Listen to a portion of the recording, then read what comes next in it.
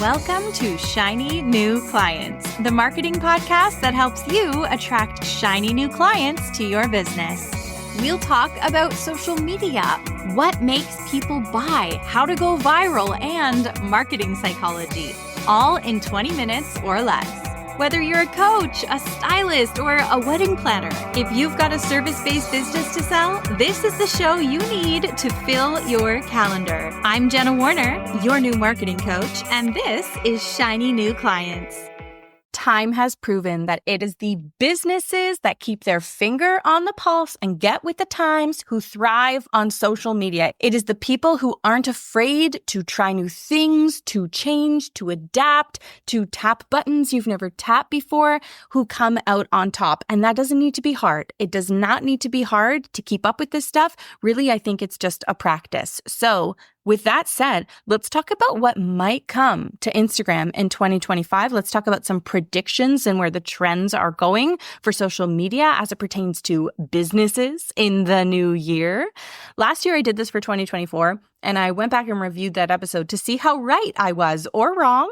And I think that I maybe played it too safe. And honestly, I might play it a little bit safe today. So I'm also going to invite some experts in to give you their predictions. So you're not just hearing from me, but you're also hearing from some other experts. So for 2024, one of the things that I said is that gamification will continue to grow.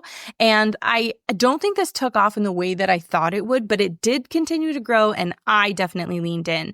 You know how on Instagram, you'll get a notification that's like, you got way more views on this reel than your last reel. Here's a badge. They started giving us badges and stickers, and that's a marketing tactic called gamification to make you get like a ton of dopamine when you do something a company wants you to do. And I loved getting those badges. I had a little competition with one of my influencer friends. It was fun, and it just gave us like a little something extra to do, a little bit of friendly competition.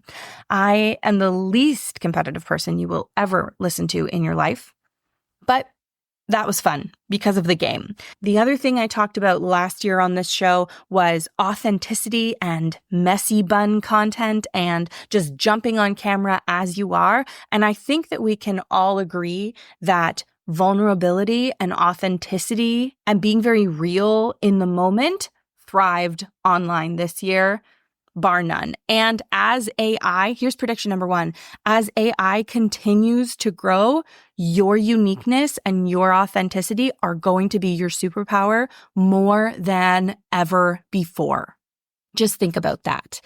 One of my predictions was that AI would thrive and AI would grow, and we saw that a lot. How many people do you know that had ChatGPT writing their content for them? And then people like me arguing that it's not good enough. It's not good at writing copy. I would have people come to my program and submit content that ChatGPT wrote, and I can tell in a heartbeat. Even the content scheduling software that I use, later.com, has a button you can press to have Later write your caption for you right inside the app when you're scheduling your content. So that definitely came true, and it is going to continue to grow. But let me tell you, ChatGPT is not writing the best content on the internet, all right? It might write some content. It might sometimes sound like you. It might write you a good sales email now and then. And it is probably going to continue to improve. I think I would be naive to say it's not going to continue to improve, but it is not writing the best content on the internet. We still need humans for that. We still need your you-ness, your you-ness. That works way better in writing instead of saying it out loud, but we need you injected in your content. That is still the magic ingredient. We also saw this year short form videos of talking on camera really shining. And that was one of my predictions. I thought we were going to go more into that. Instagram, about halfway through the year, changed the rules so that content will only be shown to strangers if it's under 60 seconds, whereas before we could talk for like 90 seconds on camera. But now if you're talking for 90 seconds on camera, it's likely being shown to your followers, not to strangers. So that tells me they want to see the shorter stuff. And I think that will continue to be true. So that's a bit of a recap on last year and teasing some of my thoughts on 2025. Let's get into the 2025 predictions. Right now, it is December 29th, 2024. Is TikTok going to be banned in the States? I don't know. Maybe, maybe not. It's supposed to be, but the rumor mill is rumoring. But If that happens, there will be a mass flood of creators to Instagram. And that has pros and cons. Pros, way more people on this platform. Cons, potentially more competition for airspace. But way more people here means Instagram has more money, means they can improve the platform, means people are scrolling on this. Like, think about all the hours spent in America of Americans scrolling on TikTok. If all that scrolling time comes over to Instagram, there is so much opportunity to be had with all those new eyeballs. And I have said for a long time, Instagram is way better for converting people. The direct messaging on TikTok, not that good. Not that good at all.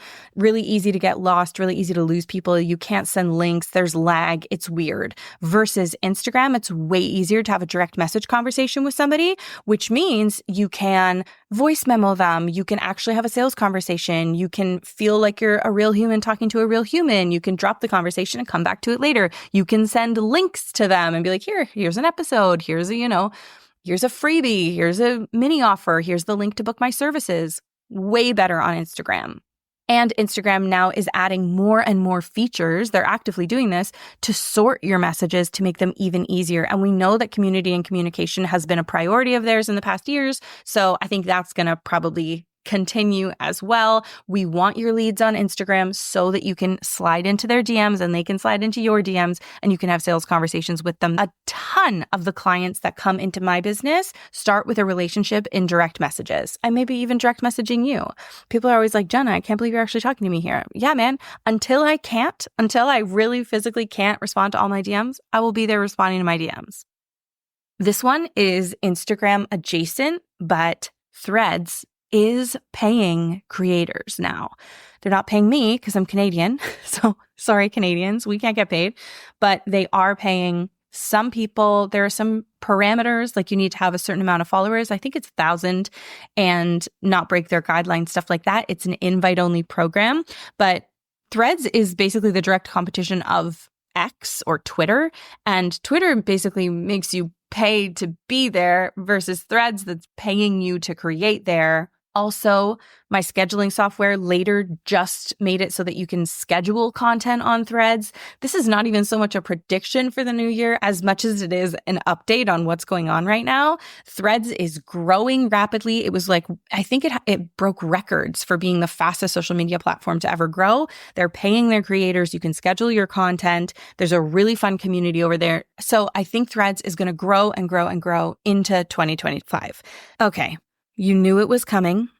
Let's talk about AI visually. So not the AI that's writing bad captions, but the visual AI that is creating graphics and videos. Adam Mosseri, the head of Instagram, teased this just a few days ago, and he showed a clip of himself in this AI universe, and it looked very real. And from what I could see, it looked like it was very easy to use. So I think AI visual augmentation, like making you look like you're standing on a mountaintop or making you look like you're someone else, kind of think of it like FaceTime or Snapchat filters when you are on a call with someone and suddenly they have bunny ears, or when you're on a Microsoft Teams call and somebody puts like a really convincing background behind them. I think it's going to be as easy to click those buttons and do those silly things as it is to make it look like you are in an entirely new, very convincing reality. Throughout 2025, that will either continue to advance and continue to get really, really believable and freaky and like everything you're watching is a cartoon and nothing is real, or we will completely fight against it. And by the end of the year, we will be making gritty, hyper-grounded, realistic content. We'll see. Usually a big swing one way and a big swing the opposite direction in terms of trends wouldn't happen that quickly. But because AI is progressing so quickly, I'm wondering if it will. I'm wondering if we go really full send AI and then we pull back immediately and then the public pulls back really, really quickly and defies against it. We'll see. Let's get into some other people's predictions. Firstly, ChatGPT themselves. I asked ChatGPT what its predictions were, and they were all pretty, kind of what you would expect, what I would expect. But one thing that it said that I hadn't thought of was hybrid formats and new content types.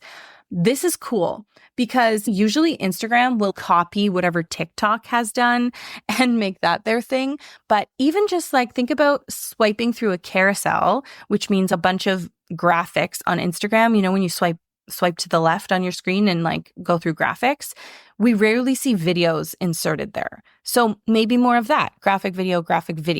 Maybe there's new content formats and ways to mix media and mix graphics and video in ways we haven't even thought of yet. Now, he's not here, but I also have a prediction from Gary Vee. Gary Vee, if you're listening, how many times I got to invite you on this podcast before you come? Secondly, Gary Vee has been talking all over the internet about live shopping experiences. So think the shopping channel back in the day when you watch TV late at night and buy items off of shopping channels, except live shopping for all the stores you love. Instead of walking into the store, you're going to be watching almost a performance of someone live online, and you are maybe pressing pound on your keyboard to purchase something. I don't know, making it really easy to buy from live video. Now, one of the things I haven't heard Gary talk about, I'm sure he knows this though, is that this is how a lot of multi-level marketing companies got their fame. Really popular multi-level marketing companies like LuLaRoe, for instance, leaned in years ago to selling on Facebook Lives. Facebook Lives aren't even that old. I remember it would be maybe 6, 7 years those have been around. And MLMs have encouraged going live to sell on social media for many years. And a lot of them, that's their main game. So I think he's definitely onto something there. We've seen it throughout history. And now that there are all these tools and tech is as advanced as it is, there's no reason we shouldn't revitalize that industry, make it cool, make it fun, make it easy, and then have those selling experiences right inside social media in the palm of your client's hand. What do you think is going to happen with paid ads?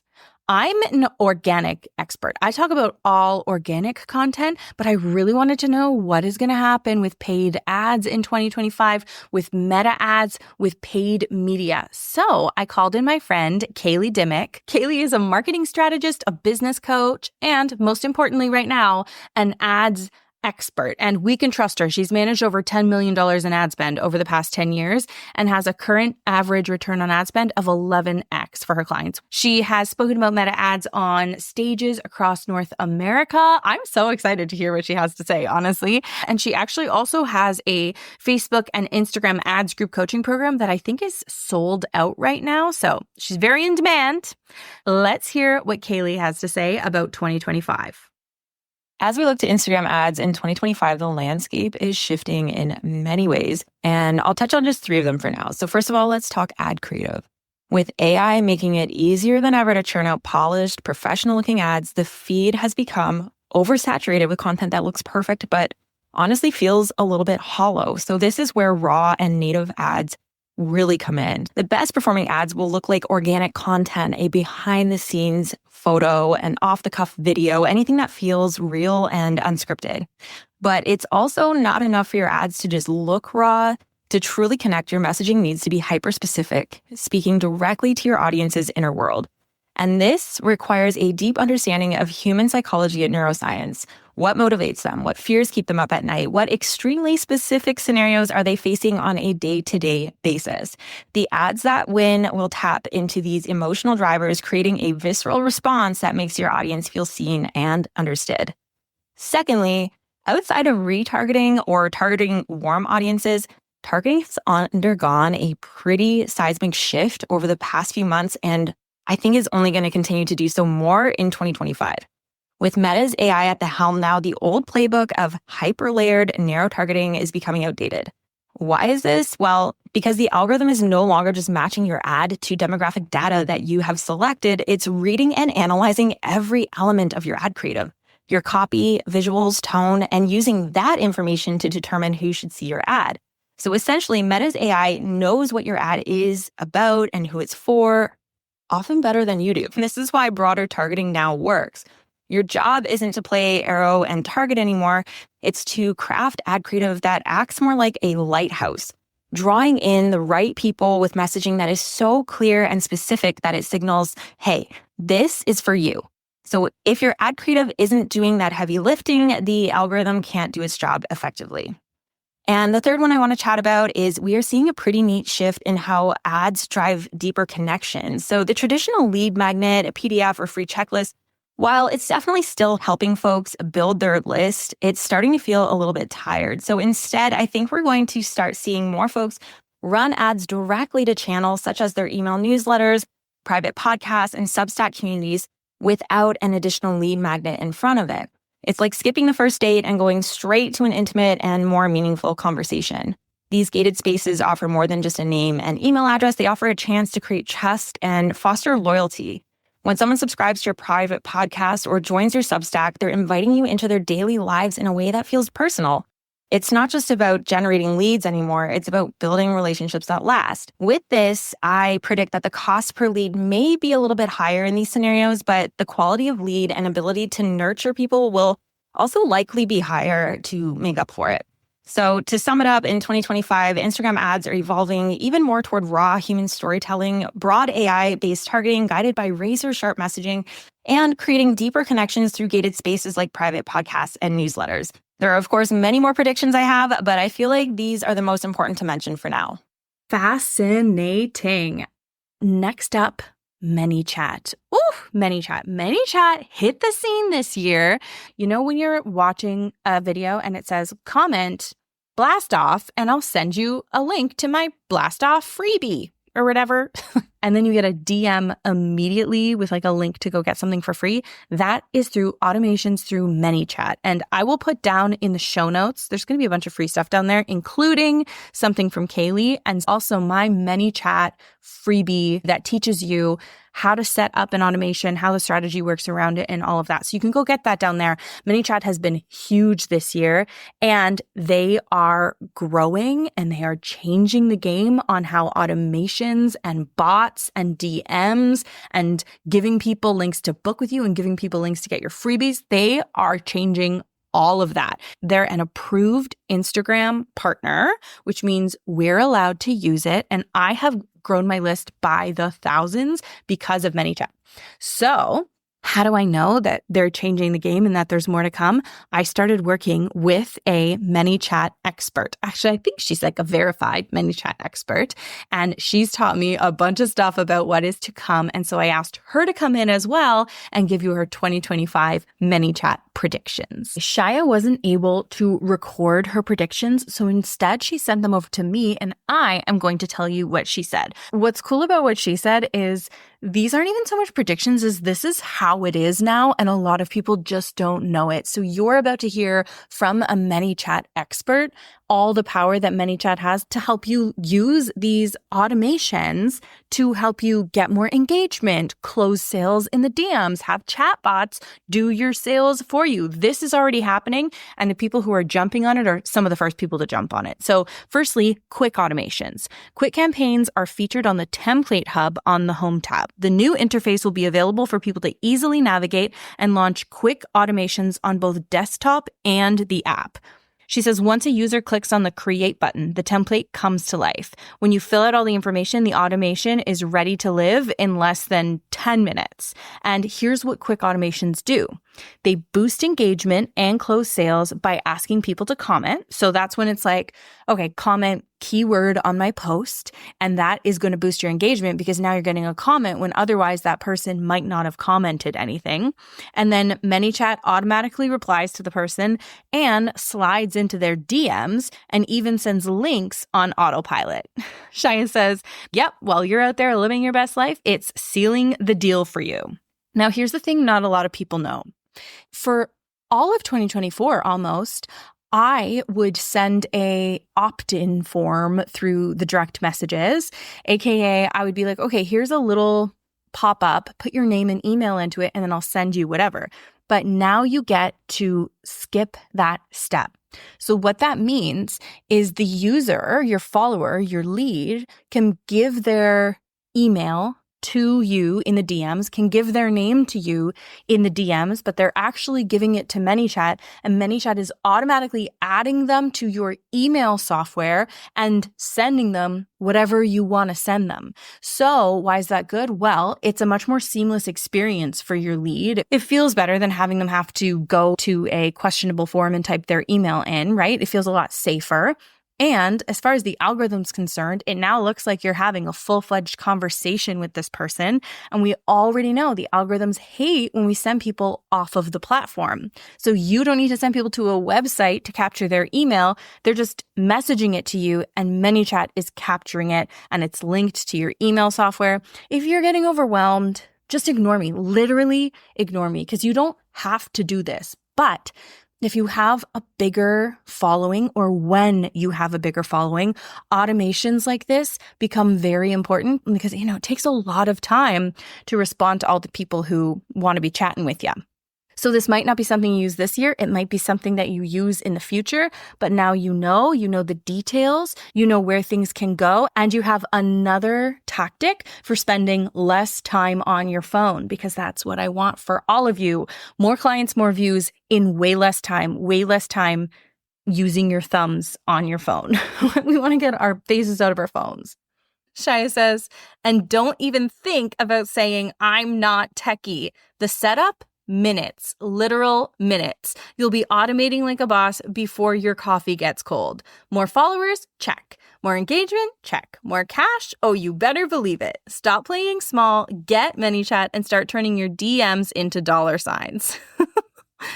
Her second insight about where ManyChat is going this year is AI integrations. So there's a native integration with ChatGPT to feed the company details, and AI will do the work for you. This is wild. So what she's saying is you give ChatGPT all of the information about your company and your products and what you sell and frequently asked questions. So basically you're creating a souped up chatbot. So it's not just a chatbot who can answer like A or B. It's actually ChatGPT, and it knows the answers, and it's looking for the answers and talking back to someone in your DMs as if it's a human. This is wild. AI chatbots are more than a trendy tech solution. They're the future of customer service, engagement, and scalability. They allow you to provide better service, engage with your audience more effectively, and save time while scaling your brand. In a world where instant responses and personalized interactions are the norm, implementing a chatbot is an investment that will pay off as you continue to grow. And as much as this stuff, like, it freaks me out just like it freaks you out, right? Like, any uneasy feelings, like, I hear you. But I just got a direct message today that was like, and I don't want to shade this person, but it was someone in my program, and they messaged me and they said, hey, Jenna, I can't find whatever. And I emailed customer service, but they never got back to me. It's the holidays. Customer service is closed. We announced customer service is closed. You got an auto response back that customer service is closed and when she'll be back. What else can I do? If the humans aren't going to let humans human, if we no longer accept a wait time when we have a customer service query, or when we got billed twice for something, if we're going to freak out and need to talk to someone immediately, if that's you, like, if that's how you feel, then we need to accept chatbots, because they will give you no wait time, right? If you hate waiting on hold, then okay, well, maybe accept chatbots, maybe accept AI as a customer service solution, because then you're not going to need to wait on hold anymore. If you've ever resented that hour-long wait, do we really have the right to hate this? I mean, you have the right to hate whatever you want, but it's worth thinking about, right? If you want to work with her, if you want to know more about what she's up to and how she can help you in your business, then I will also link to her in the show notes. She's also got a master's in marketing, which is pretty cool. Like, she knows what she's doing. She knows what's up. That's it. That's what's happening. That's what will happen. I think. What do you think will happen? If you're listening on Spotify, comment on the show and tell me what you think will happen in 2025. What are your predictions? What will change?